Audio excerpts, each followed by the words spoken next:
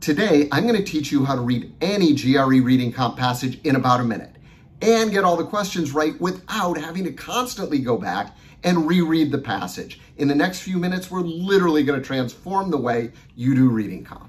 I also have a free bonus for you. It's my 2-week supercharged GRE study plan. If you only have 2 weeks to study for the test, I tell you exactly what to study, which materials to use, which practice tests to take in order to get the highest possible score raise in the shortest period of time. That's yours for free. You can download it right in the description. Okay, let's tackle that reading comp.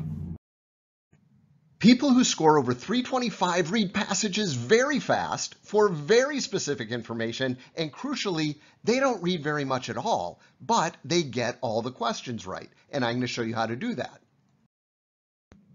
Anytime you read any passage, you have two goals. First, exit the passage with a very good understanding of the main points and a much less good understanding of the details, and here's why. The questions, by and large, all line up with the main points of the passage. So having a very clear understanding of the main points allows you to easily eliminate wrong answer choices and quickly zero in on the right ones. Now, if you try and read and understand everything in the passage, first of all, it's going to take you forever.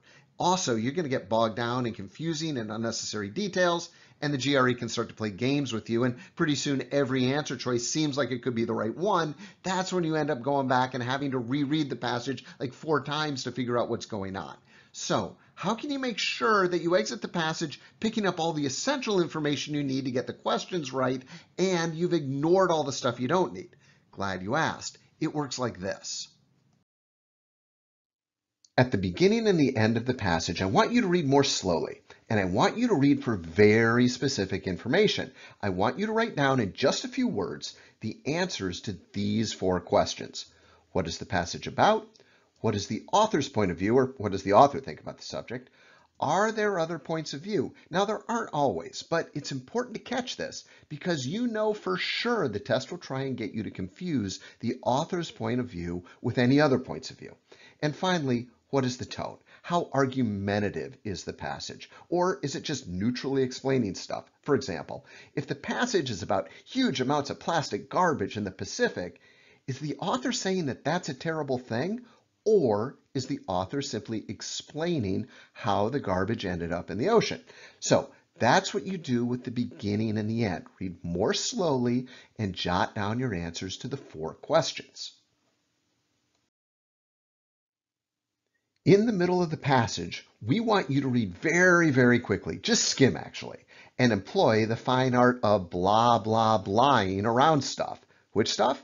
Well, you want to quickly skim or blah, blah, blah over examples, because examples, they don't give us any information about the main point of the passage.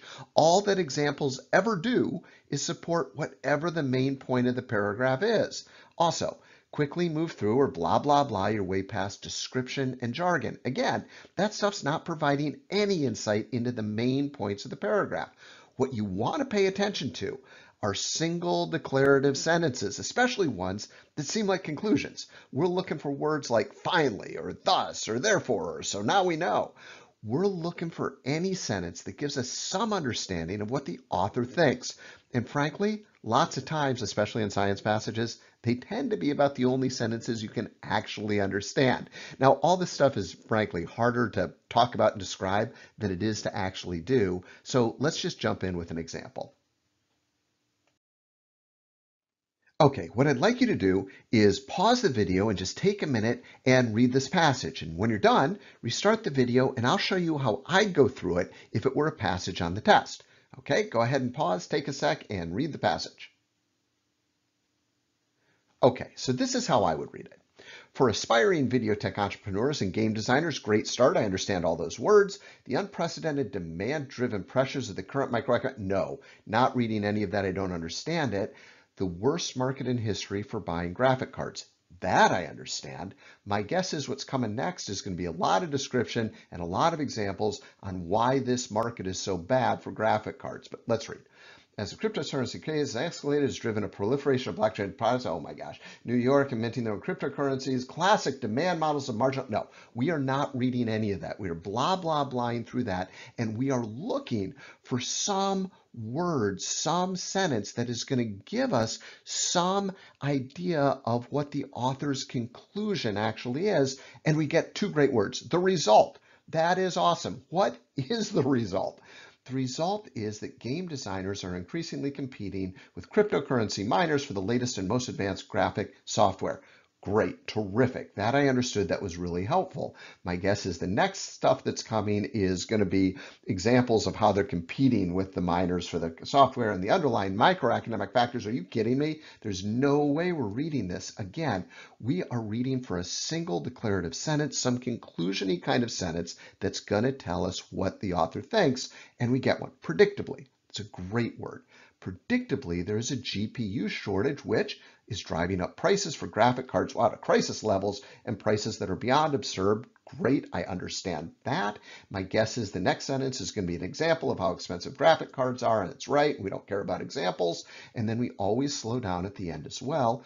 The escalation in prices for CPUs is unacceptable and incredibly damaging to the gaming and video industry, which relies on creative people using the best software to drive innovation. Boy, that's a great sentence. In fact, that sounds like the conclusion. That sounds like the author's point of view. Okay, let's just read this without all of the confusing red stuff, and let's see what we've got.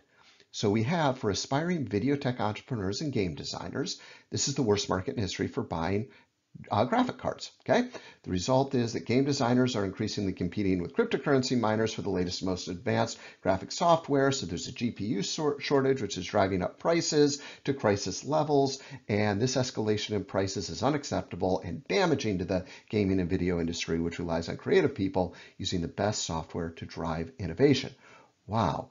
That tells a very, very clean and understandable story. In fact, you understand what the passage is about much, much, much more clearly than if you would have tried to read the entire passage and get bogged down in all of these details.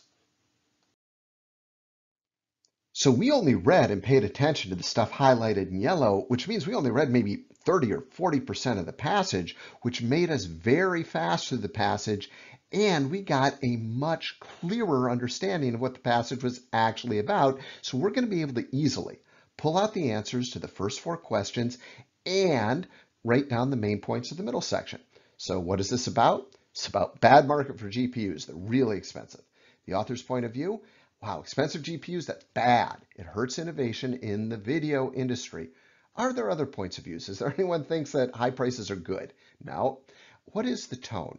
The tone's actually argumentative. He uses really strong language. The escalation in prices is unacceptable and incredibly damaging.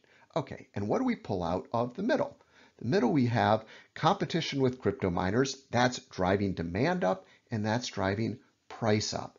And just by following this, kind of method, what you're left with is a very, very succinct summary of the main points of the paragraph. Okay, this is very, very nice work. What I want to do next is take another example, and after we do that, we're actually going to answer some questions so you can see how this technique sets you up to answering questions really, really fast and really easily.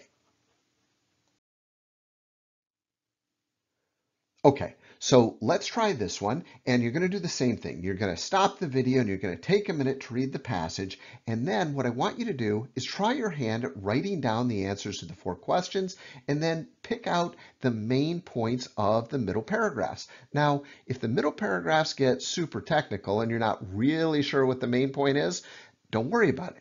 Just jot down what type of information we'd find in the paragraph.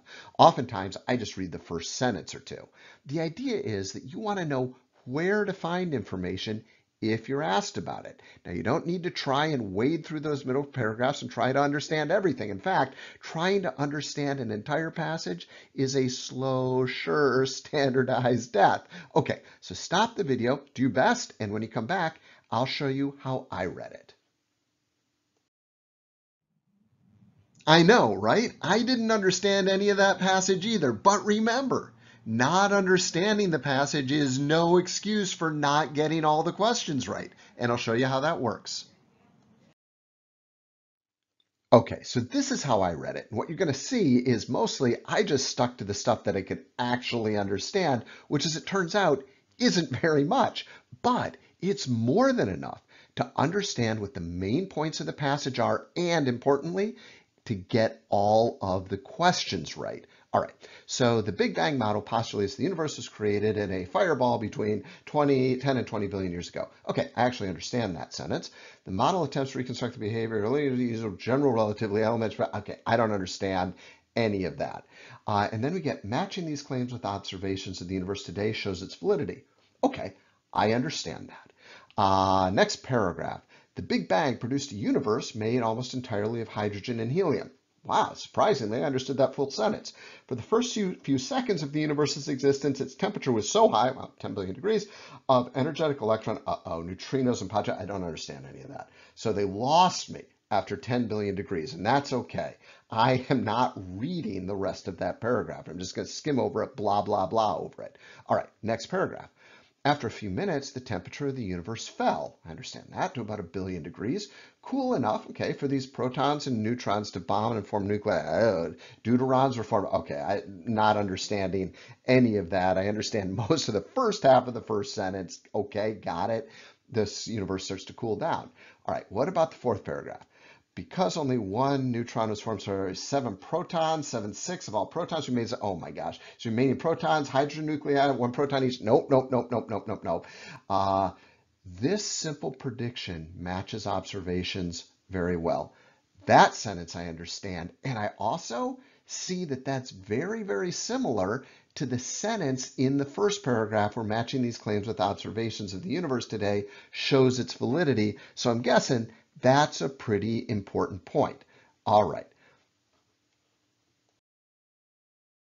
Okay, so the stuff in yellow is the stuff we actually read, and it's not very much. We may have read maybe 20% of this thing, but as you're going to find, it is more than enough to answer the 4 questions and get all of the questions right that they ask you. All right, well, what is this about? What's about the Big Bang model?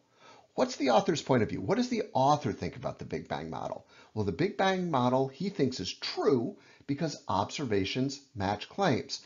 Are there other points of view? Are there people out there who don't think the Big Bang model is true? No, there's not. And what is the tone? Well, I call the tone like persuasive. It's not nearly as argumentative as the last passage, but I think the author would like to persuade you that the Big Bang model is true. All right, well, what about those middle paragraphs? Well, paragraph 2 we know is about the first few seconds of the universe, something about hydrogen and helium, and we know it's really hot. What about paragraph 3? Paragraph 3 is about the first few minutes of the universe, and we know that things get cooler. And what about paragraph 4? Paragraph 4 again reiterates this idea that predictions match observations. And with this outline of the passage, we can get all the questions right. Okay, let's try this question.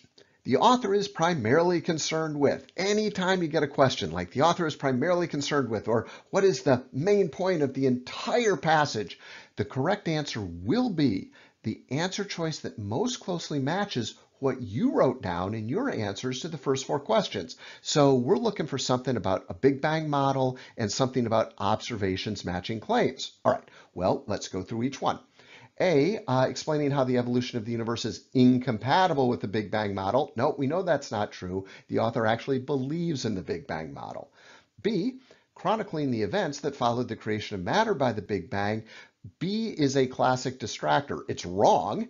Yes, the passage does talk some about what happened in the first few seconds and few minutes of the Big Bang, but did we write any of that down when we answered our first 4 questions? No, the main point that we wrote down was is that the author believes that the Big Bang is correct because predictions match observations. Stick to that. Do not let the test answers push you around or make you change your mind. You've already done the analysis. You've already figured out what the main point is, and you have written it down. You know the author's main point of view is about observations matching predictions. The test needs to adhere to your analysis, not the other way around. So B is wrong. C, explaining how helium was formed. No, we never wrote down anything about helium. D, illustrating propositions of a model and showing how they have been supported by observation. Oh, that's interesting. Are we talking about a model? Yeah, we wrote down Big Bang model. And are we talking about things supported by observations? Yeah, observations match claims. D is pretty close to what we wrote down. That's a maybe. What about E? Showing how the ratios of protons and neutrons. No, no, no, no, no, no. We never wrote down protons and neutrons. The one that is closest to what we wrote down is answer choice D. Good job. Let's try another question.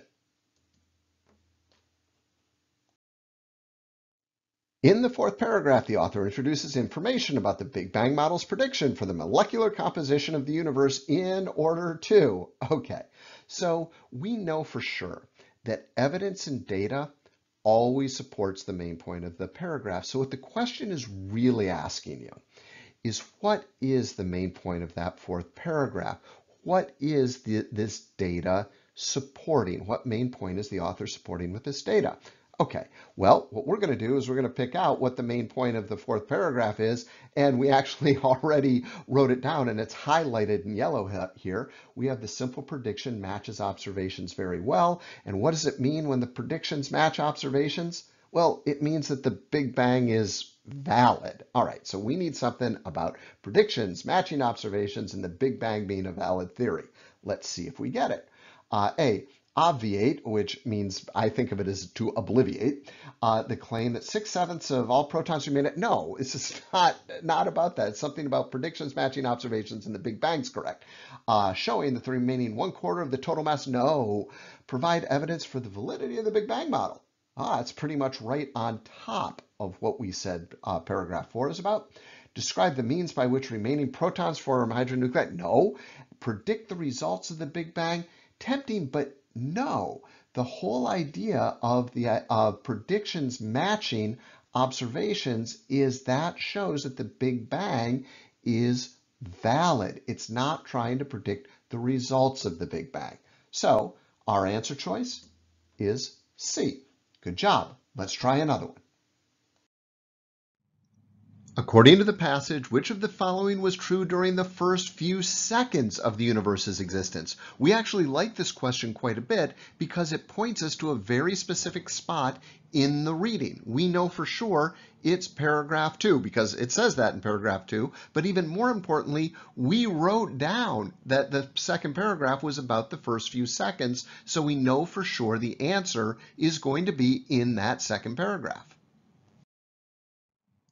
Okay, we have that second paragraph kind of blown up there over to the right, and I'm noticing that this is a Roman numeral type question, and we love Roman numeral type questions because it gives us a shortcut. What I want you to do is take a look at the answer choices and then ask yourself which Roman numeral appears most often in the answer choices, and the answer is Roman numeral number 3. Roman numeral number 3 is an answer choice C, D, and E. So that's the one we're going to go after first, and we're going to hope that it's wrong, because if it is, then we get to cross out C, D, and E. Okay, so Roman numeral number 3 says vast numbers of subatomic particles rapidly transmuted into other types of particles. And what does that mean in our own words? It means particles are changing into other particles. Okay, let's see if we get anything like that in the paragraph, and I'm reading.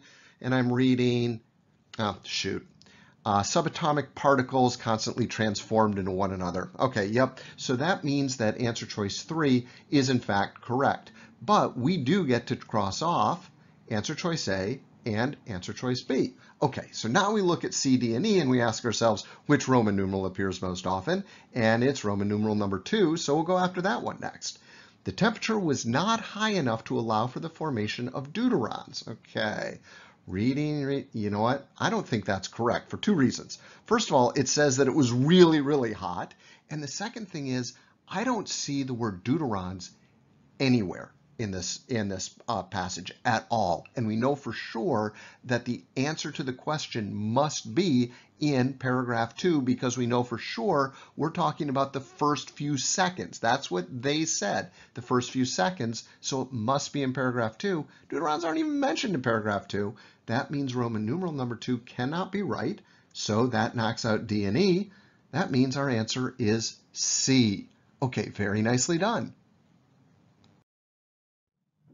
Okay, so the key takeaways. Your goal after you're done reading a reading comp passage is to have a very good understanding of the main points and a much less good understanding of the details. Okay, and how do we do that? We read a little bit more slowly at the beginning and the end, and we jot down our answer to the 4 questions. What is it about? What's the author's point of view? Are there other points of view? And what's the tone? And remember, you want to capture that information really succinctly in about a maximum of about 5 words. The more succinctly you capture it, the more clearly you'll understand what the passage is about. And in the middle parts of the passage, you want to read fast and employ the fine art of blah, blah, blahing around all the stuff we don't care about. Ignore examples, ignore description and jargon. What you're trying to hone in and focus in on are declarative sentences or conclusion-y kind of sentences. Great job. And remember, the key to learning any new skill is practice, and the GRE is no exception. So keep practicing identifying the answers to those first 4 questions and writing them down super succinctly. All right, see you next time. Okay, that's it. Great work. Remember, use those 4 questions in order to get a really good understanding of the main points of the passage. Also, don't forget your bonus. It's my free 2-week supercharged GRE study plan. It's yours for free. You can download it right in the description. Okay, we'll see you next time.